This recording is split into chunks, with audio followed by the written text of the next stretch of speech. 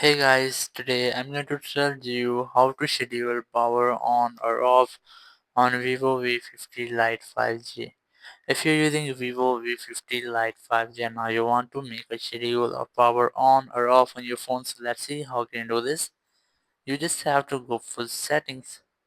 In settings, just scroll down and look for shortcuts and accessibility. And here you just have to look for tasks timer.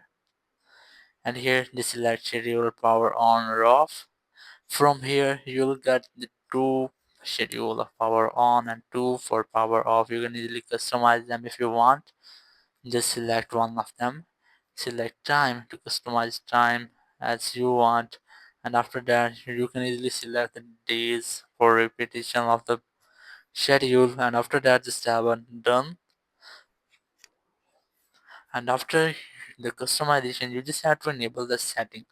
Here's the power on setting and here the power off. You just have to make the schedule. So that's how you can easily make a schedule of power on or off on Vivo V50 Lite 5G phone. Thank you very much for watching the video. Until next video, bye bye.